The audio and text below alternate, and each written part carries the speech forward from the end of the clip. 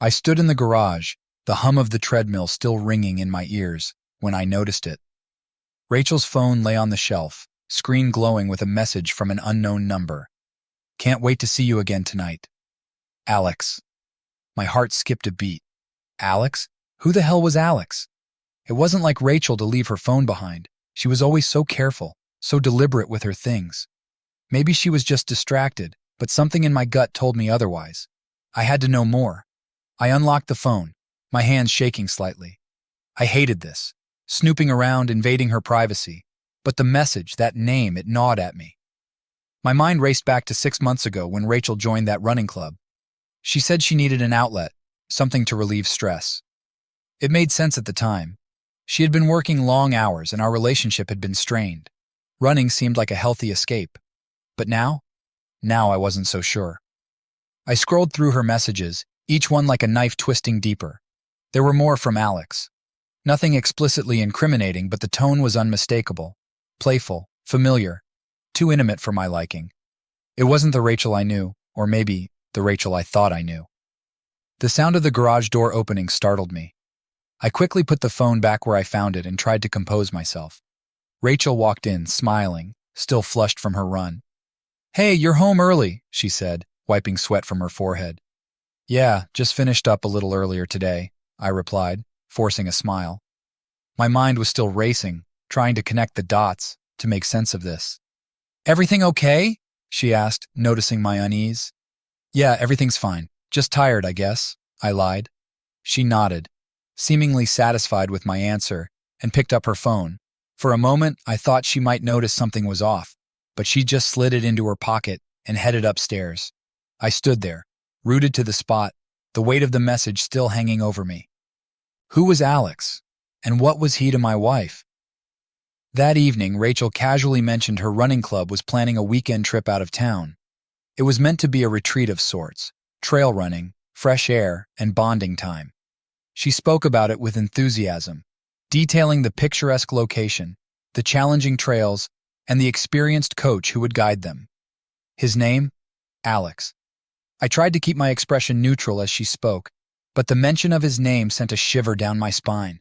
This was him, the man behind those messages, the man who seemed to be creeping into the space that should have been mine. I asked her about the retreat, trying to sound interested but not too probing. She told me about Alex, how he was a seasoned runner, always pushing the group to their limits. She seemed to admire him, her eyes lighting up as she described his dedication and the way he motivated everyone. "Sounds like a great guy," I said, trying to keep the bitterness out of my voice. "He is," she replied, almost too quickly.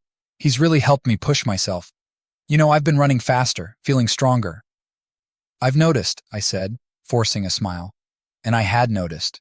She was in the best shape of her life, more confident, more energized. But now that transformation seemed tainted, like it was born out of something darker. The next few days passed in a blur. I found myself watching her more closely, analyzing every interaction, every word. She was still the same Rachel in many ways, caring, thoughtful. But there was a distance now, something that I couldn't quite place. When Friday arrived, Rachel packed her bags for the retreat. I offered to help, but she insisted she had it under control. As she zipped up her bag, she looked at me, her eyes softening. "I'm really looking forward to this trip," she said. "I think it's going to be good for me, for us." "Yeah, it'll be good," I replied, though I wasn't sure who I was trying to convince, her or myself. We exchanged a quick kiss before she headed out the door. I watched her drive away, a knot tightening in my stomach. I couldn't shake the feeling that something was about to change, that this weekend would bring answers I wasn't ready for. The following morning, I found myself driving out to the same retreat Rachel had gone to. I told myself I was being ridiculous, that I was overreacting, but I couldn't shake the suspicion gnawing at me. I needed to see it for myself, to confront the reality of whatever was happening. The retreat was nestled in a secluded area, surrounded by dense woods and winding trails. It was the perfect place for a group of runners to lose themselves in nature. And maybe, I thought darkly, in each other. I parked a little ways off, not wanting to be seen. I had no real plan, no idea what I was going to do if I actually found something. All I knew was that I couldn't sit at home, stewing in my own paranoia. From a distance, I watched as the group gathered for their morning run, There was Rachel, laughing and chatting with the others. And there he was, Alex. Tall, athletic, with an easy confidence that seemed to draw people to him. I hated him instantly. As they set off on their run, I followed at a safe distance, staying just out of sight. They moved quickly, navigating the rough terrain with ease, while I struggled to keep up, my breath coming in ragged gasps. About an hour in, the group took a break near a small clearing. I hid behind a tree, watching as Rachel and Alex drifted off from the rest of the group. They stood close, too close, talking in hushed tones. I couldn't hear what they were saying, but their body language spoke volumes. This wasn't just a casual conversation. Rachel laughed at something he said, and he reached out, tucking a loose strand of hair behind her ear. My blood boiled. This was more than just a friendship. It was too intimate, too familiar. I felt like an intruder in my own marriage, watching something that was never meant for my eyes. They stayed like that for a while, just talking, before rejoining the group. I stayed hidden, my mind racing. What was I supposed to do now? Confront them? Walk away and pretend I didn't see anything? But deep down, I knew there was no going back. I had seen enough to confirm what I had feared. Rachel was slipping away from me, and Alex was pulling her closer. After the run, the group returned to their cabins.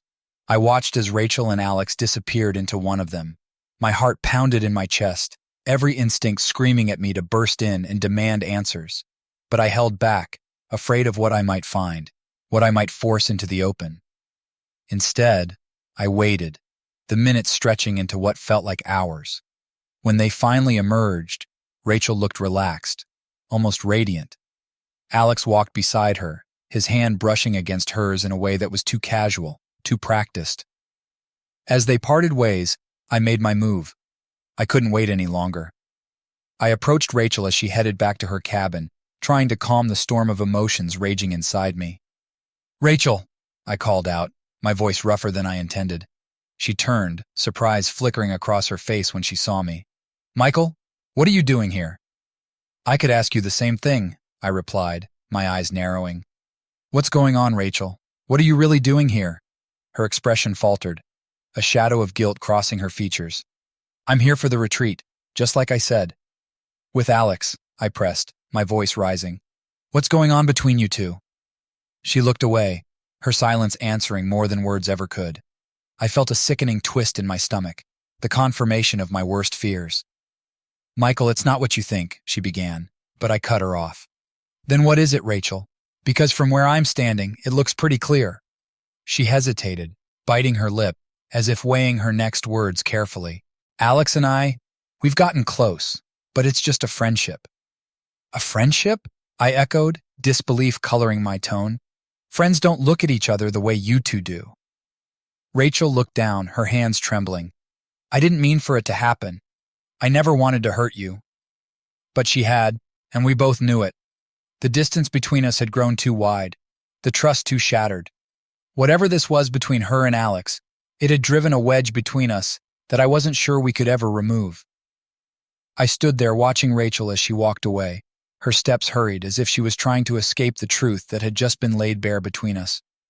My mind was a whirlwind of emotions, anger, betrayal, confusion. I needed to understand how this happened, how she had slipped away from me so easily. The rest of the day passed in a blur. I couldn't bring myself to leave the retreat just yet. I wasn't ready to face the silence of our home, the emptiness that would greet me there. Instead, I wandered around, trying to make sense of everything. That's when I saw him, a man I recognized from the running group, someone who seemed a little too observant for his own good. He was sitting by himself, stretching after what looked like a long run. I approached him, my steps slow and measured. He looked up as I neared, giving me a curious glance. "You're part of the running group, right?" I asked, trying to sound casual. "Yeah, I've been with them for a while now," he replied, his tone friendly enough. "I'm Michael," I introduced myself, offering a hand. He shook it firmly. "Mark, nice to meet you." We exchanged pleasantries, and I gradually steered the conversation towards the group, mentioning how Rachel had joined recently and how she seemed to enjoy it. Mark nodded, his expression thoughtful. "Yeah, she's a good runner," he said. "She's really taken to it. Alex has been helping her a lot." There it was again. Alex. the name that had become a thorn in my side. I probed a little further, trying to be subtle. "Alex seems like a great guy," I said, forcing a smile. Mark hesitated for a moment, then shrugged. "Yeah, he's all right. He's pretty dedicated to the sport. Spends a lot of time with some of the newer members, helping them improve." There was something in his tone, something that made me think he knew more than he was letting on. I decided to push a little harder. "Rachel's mentioned him a few times. They seem to get along really well." Mark glanced at me, his expression cautious. "I guess you could say that." I frowned. "What do you mean?" He looked around as if checking to see if anyone was listening, then leaned in slightly. "Look, I don't want to cause any trouble, but it's pretty obvious to the rest of us that there's something going on between them. They spend a lot of time together, and it's not just about running." The words hit me like a punch to the gut. So it wasn't just in my head. Other people had noticed it too. This wasn't just a figment of my imagination. It was real. That night I couldn't sleep. The conversation with Mark kept replaying in my mind, each word digging deeper into my already fragile state.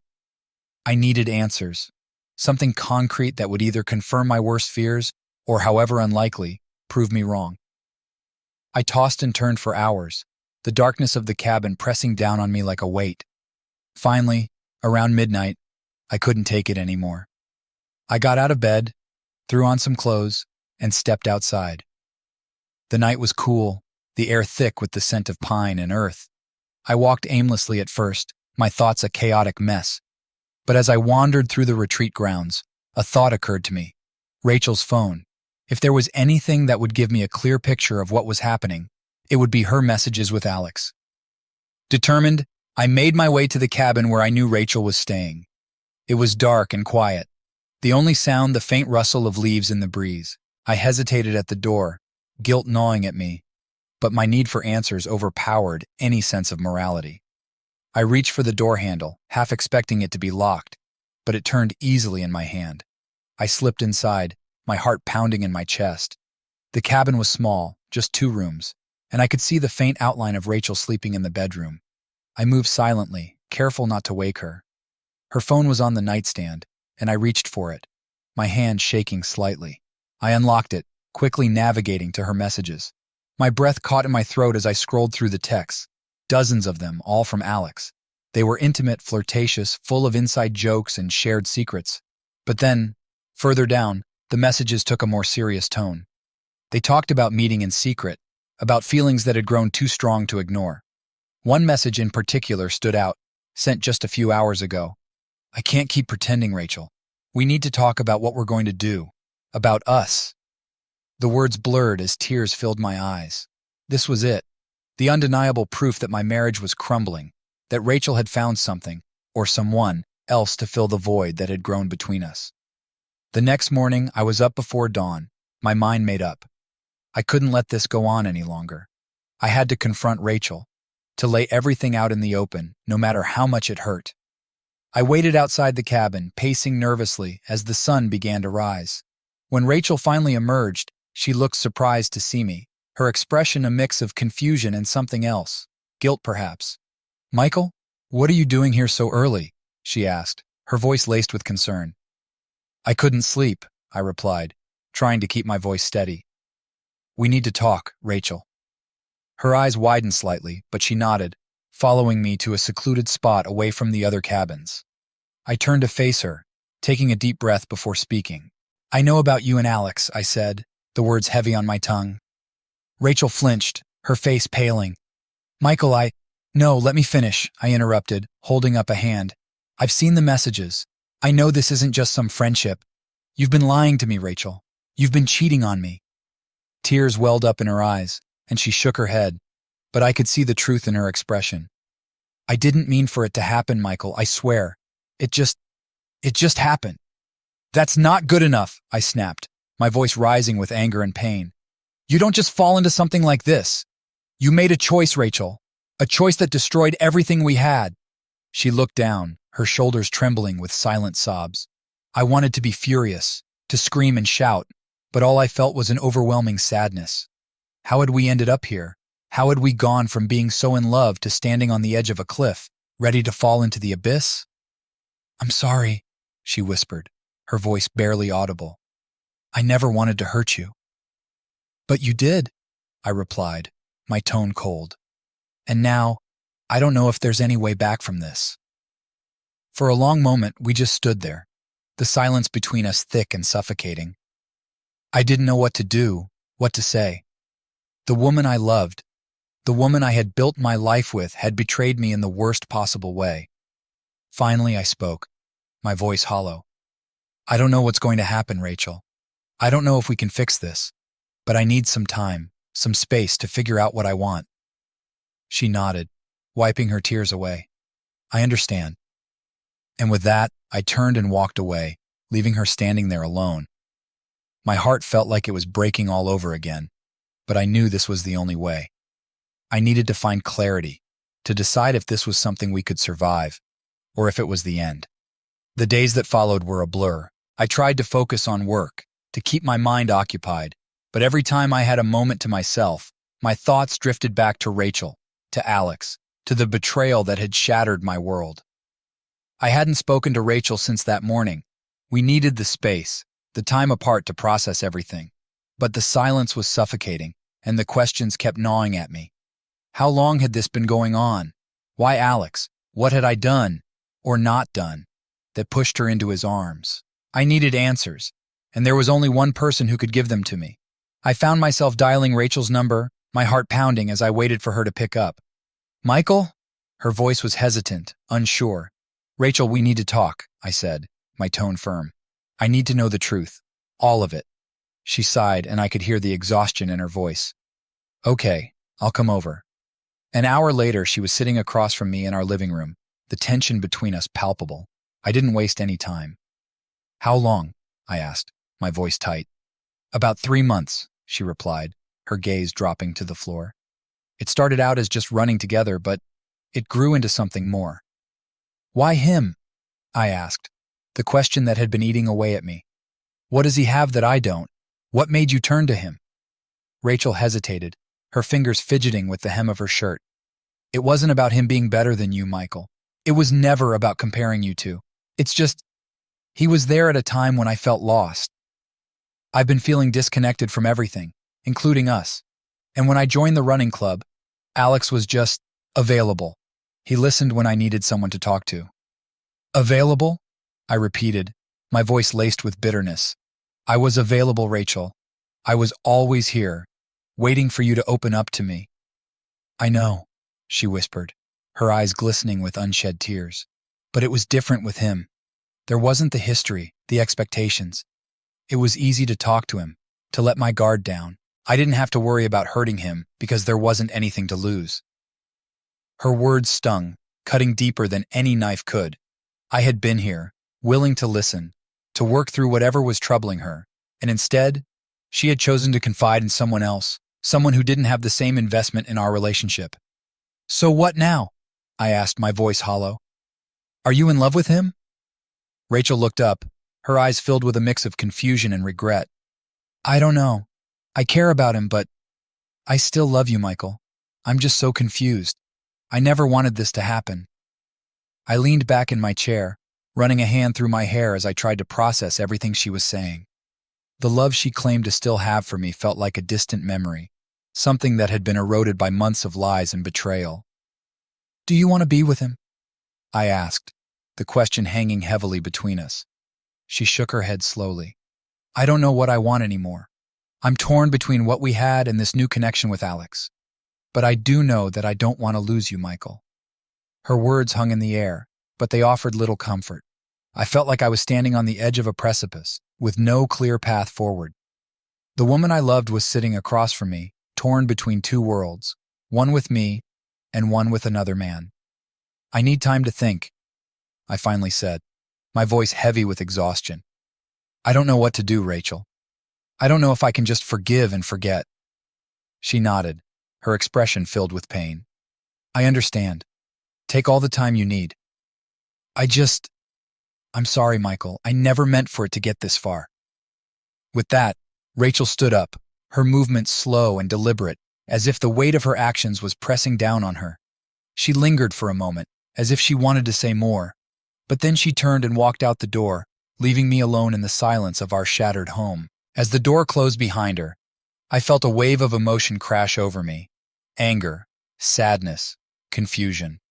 I had no idea what the future held for us, whether we could rebuild the trust that had been broken, or if this was the end of our journey together. But one thing was certain: nothing would ever be the same again. The days after Rachel's confession were a blur of conflicting emotions. I vacillated between anger, sadness, and a strange sense of relief. Relief that the truth was finally out, even though it left me feeling exposed and vulnerable. I tried to focus on work, on anything that could take my mind off the gaping wound in my heart, but it was impossible to escape the thoughts of her and Alex. One evening, about a week after our last conversation, I received a text from Rachel. It was short and to the point. "Can we talk?" I stared at the screen for a long time before responding. I wasn't sure I was ready to hear more, but avoiding the issue wasn't going to help. We agreed to meet at a small coffee shop we used to frequent when we were dating, a place that held a lot of memories. I arrived early, the familiar scent of coffee and baked goods doing little to soothe my nerves. When Rachel walked in, she looked tired, worn down by the weight of everything that had happened. She ordered a drink and sat down across from me, her hands wrapped tightly around the cup. "Thank you for meeting me," she began, her voice soft. I nodded, waiting for her to continue. "I've been doing a lot of thinking," she said after a pause. "About us, about everything that's happened. And I know I've hurt you, Michael. I know I've broken your trust, and I don't expect you to forgive me easily. But I want you to know that I'm willing to do whatever it takes to fix this." Her words were earnest, and I could see the sincerity in her eyes. But the wound was still fresh, and I wasn't sure if I was ready to open myself up to the possibility of being hurt again. "How do you expect to fix this, Rachel?" I asked, my tone more bitter than I intended. "You can't just undo what's been done." "I know," she replied quickly, "but I want to try. I've already told Alex that I need to distance myself from him, that I need to focus on us. I want to go to counseling, work through this together, if you're willing." The mention of Alex made my stomach churn, but I forced myself to stay calm. "And what about him? How did he take it?" Rachel looked down, tracing the rim of her cup with her finger. "He didn't take it well, but he understands. He knew this wasn't going to last. It was a mistake." The word mistake hung in the air, heavy and uncomfortable. I wanted to believe her, to trust that this was something she regretted, but the pain was still too raw. "I don't know if I can do this, Rachel," I admitted, my voice trembling. "I don't know if I can ever trust you again." She reached across the table, placing her hand over mine. "I don't expect you to trust me right away. I know it will take time, and I'm prepared to earn it back, no matter how long it takes." I looked down at our hands, her touch familiar yet foreign. Part of me wanted to pull away, to protect myself from more hurt, but another part of me, maybe the part that still loved her, wanted to believe that we could find a way through this. "I need time," I said finally, pulling my hand back. "I need time to think, to figure out if this is something we can salvage." Rachel nodded, her eyes glistening with unshed tears. "Take all the time you need, Michael. I'll wait. And in the meantime, I'll work on myself, on being someone you can trust again." We sat in silence for a while longer, the weight of our situation pressing down on both of us. When we finally left the coffee shop, there was no clear resolution, but there was a glimmer of hope. Hope that maybe, just maybe, we could find a way to heal. A few weeks later, we started counseling. It was Rachel's idea, and though I was reluctant at first, I agreed. If there was any chance of saving our marriage, we needed to get to the root of our problems, to understand how we had drifted so far apart. Our therapist, Dr. Parker, was a calm, middle-aged woman with a soothing voice. She listened more than she spoke, letting us unravel our thoughts and feelings at our own pace. The first few sessions were tense, filled with long silences and hesitant confessions. I wasn't sure what I expected, but it was harder than I thought to sit there and listen to Rachel talk about her feelings for Alex, about how she felt neglected and lonely in our marriage. "It wasn't just about the running," Rachel said one afternoon, her voice trembling. "It was about feeling seen, feeling valued. I know that's no excuse for what I did, but I need you to understand where I was coming from." I clenched my fists, struggling to keep my emotions in check. "And what about me, Rachel? Did you ever think about how I was feeling?" Did you think about how much this would hurt me? Of course I did, she replied, her eyes filled with regret. But by the time I realized how deep I was in, I didn't know how to stop. I was scared, confused, and selfish. I didn't want to face the reality of what I was doing. Dr. Parker intervened gently. Michael, how do you feel hearing this? Do you think you can begin to understand Rachel's perspective?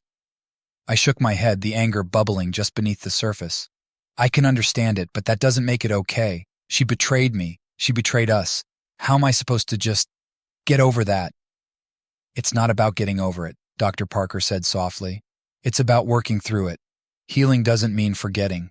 It means finding a way to move forward, whether that's together or apart.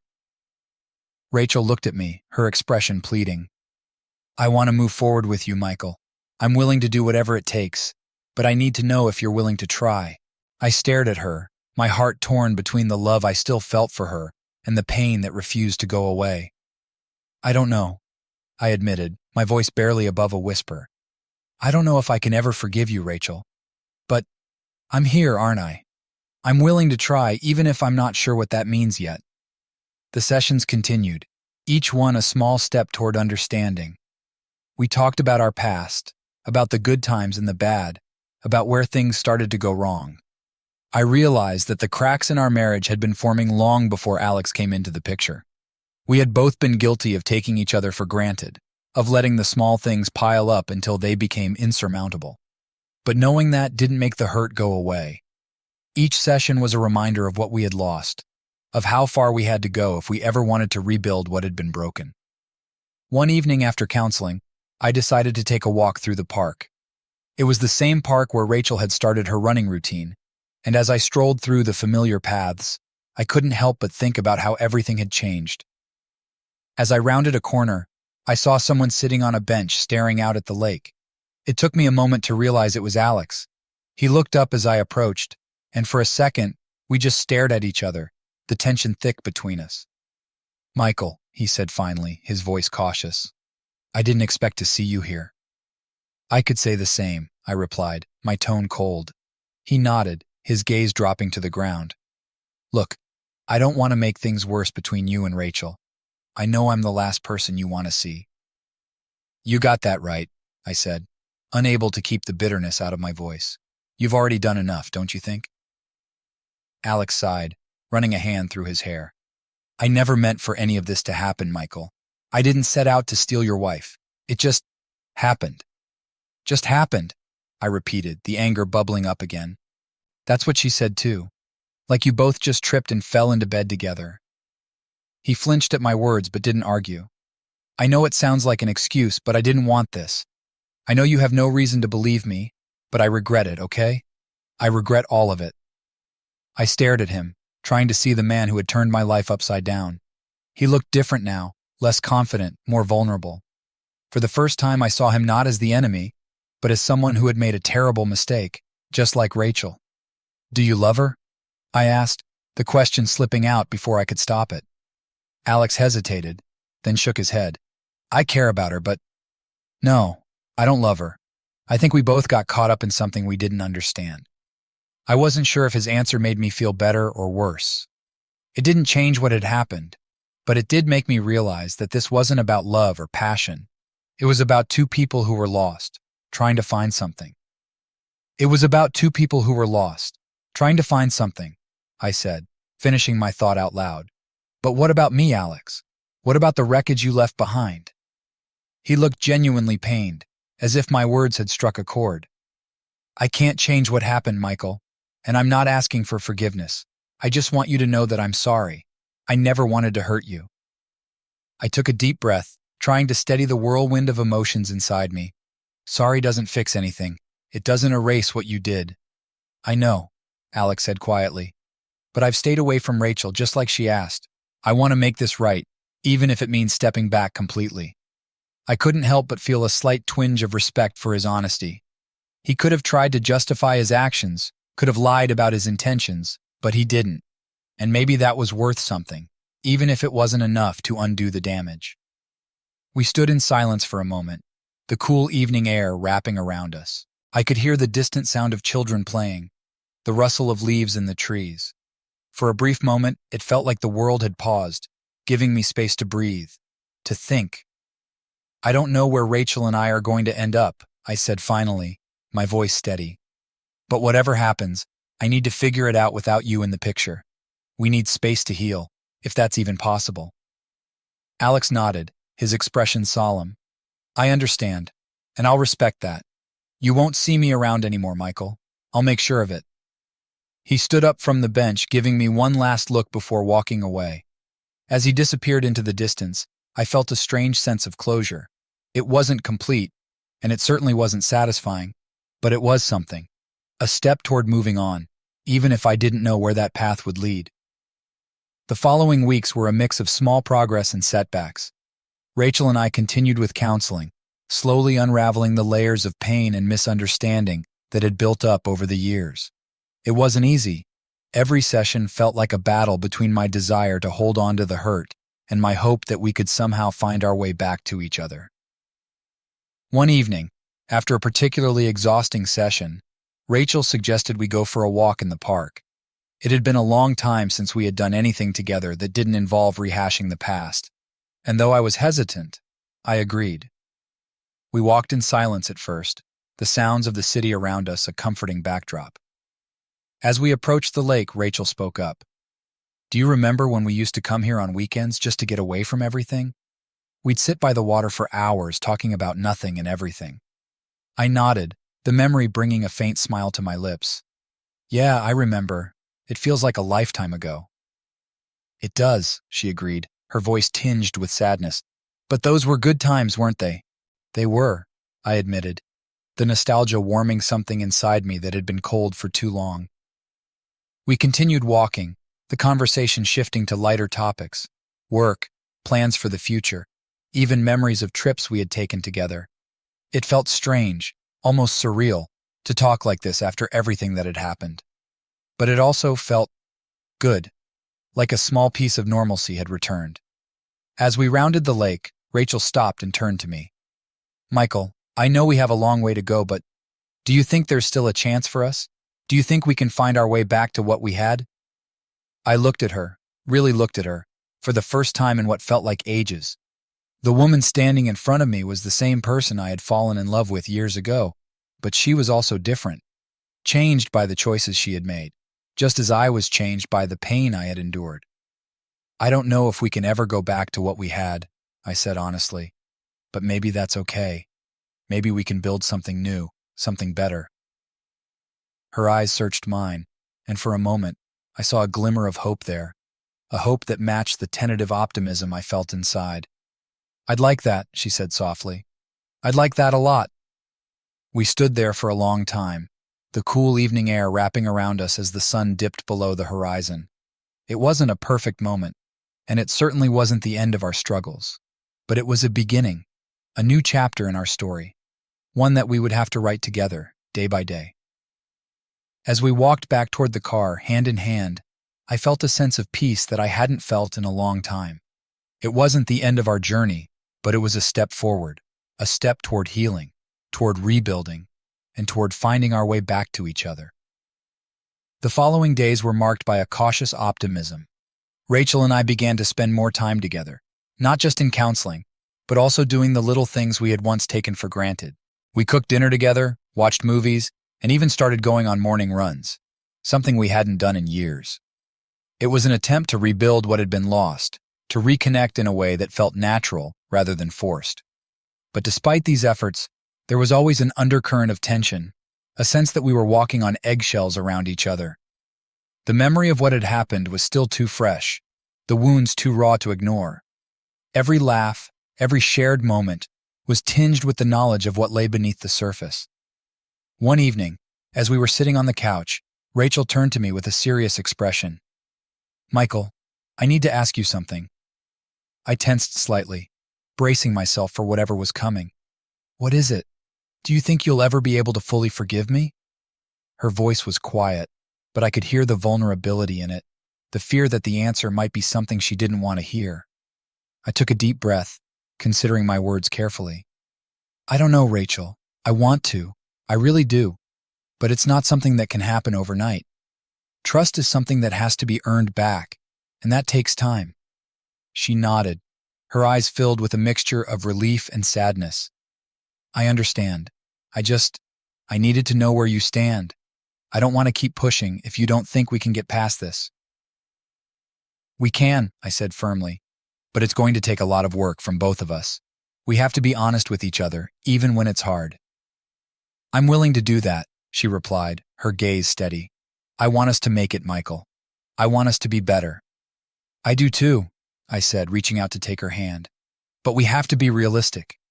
There will be setbacks, moments where it feels like we're back at square one. We have to be prepared for that. She squeezed my hand, a small smile playing on her lips. I'm prepared. As long as we're in this together, I believe we can make it. As I looked at her, I realized that despite everything, there was still a part of me that loved her, that wanted to fight for our marriage. It wasn't going to be easy, and there were no guarantees, but for the first time in a long time, I felt a glimmer of hope that maybe, just maybe, we could find our way back to each other. One weekend, Rachel suggested that we take a trip out of town, to a place we used to visit when we first got married. It was a small cabin by the lake, secluded and peaceful, the perfect place to escape from everything and focus on each other. At first I was hesitant. The idea of spending an entire weekend alone with Rachel, away from the distractions of everyday life, was daunting. But I knew that if we were going to move forward, we had to face the past head-on, no matter how painful it might be. The drive up to the cabin was quiet, each of us lost in our thoughts. When we arrived, I felt a wave of nostalgia wash over me. The cabin hadn't changed much.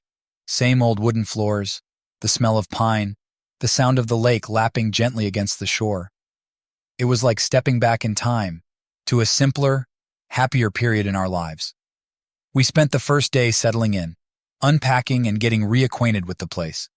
As evening fell, we decided to take a walk along the lake, just as we had done so many times before.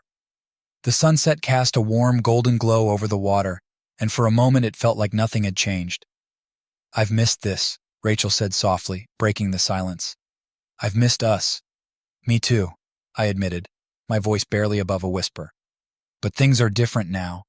We're different. I know, she said, turning to face me. But I believe we can find our way back. Maybe not to what we were, but to something better. Her words echoed the thoughts that had been swirling in my mind for weeks.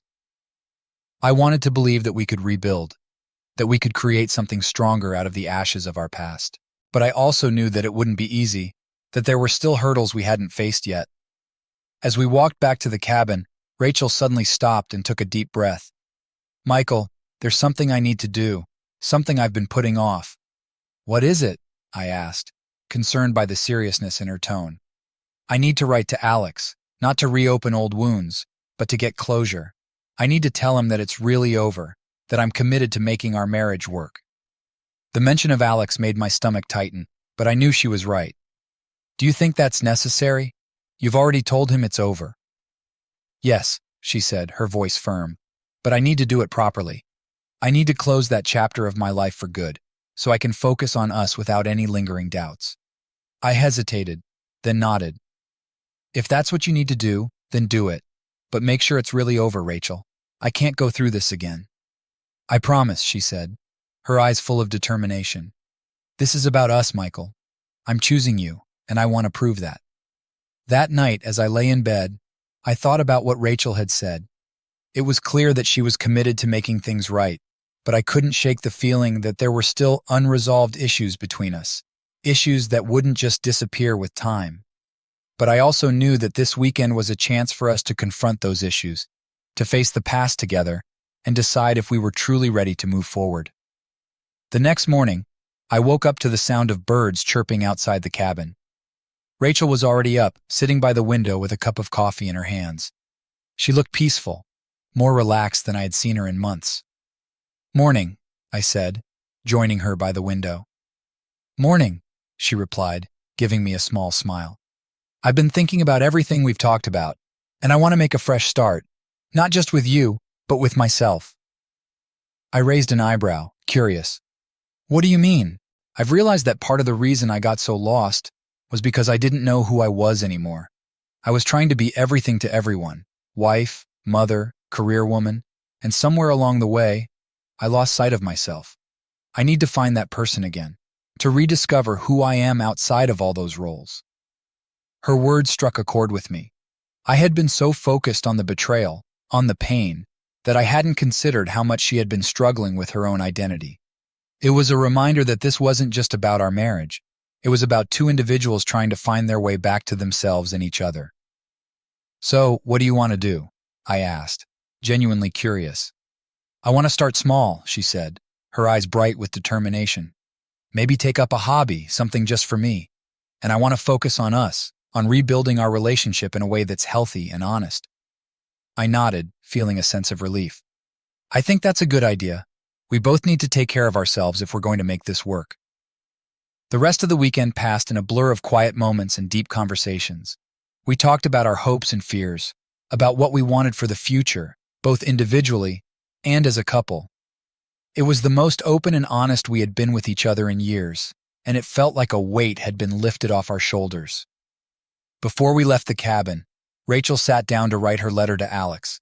I gave her the space she needed, knowing that this was something she had to do on her own. When she finished, she folded the letter and placed it in an envelope, sealing it with a determined expression. "It's done," she said, handing me the envelope. "I want you to read it if you want. I have nothing to hide from you, Michael." I took the envelope, my heart pounding in my chest. This was the moment of truth, the final step in closing the chapter on her affair and opening a new one in our lives. As I read the letter later that evening, I felt a mixture of emotions: relief, sadness, and a glimmer of hope. Rachel had been honest in her letter, acknowledging her mistakes and expressing her commitment to our marriage. It was clear that she was ready to move forward, to leave the past behind, and focus on the future. When I finished reading, I looked up at Rachel, who was watching me nervously. "It's a good letter," I said, my voice steady. "It's clear that you're ready to move on." "I am," she replied, her voice filled with conviction. "And I hope you are too, Michael. I want us to start fresh, to build something new together." I nodded, feeling a sense of peace wash over me. "I'm ready, Rachel. Let's do this, together." As we drove back home, I realized that this was just the beginning of our journey. There would be challenges ahead, moments of doubt and fear, but for the first time in a long time, I felt hopeful. We had both made mistakes, but we were also both committed to making things right, to finding our way back to each other. And as we started this new chapter of our lives, I knew that whatever came next, we would face it together, stronger, wiser, and more in love than ever before.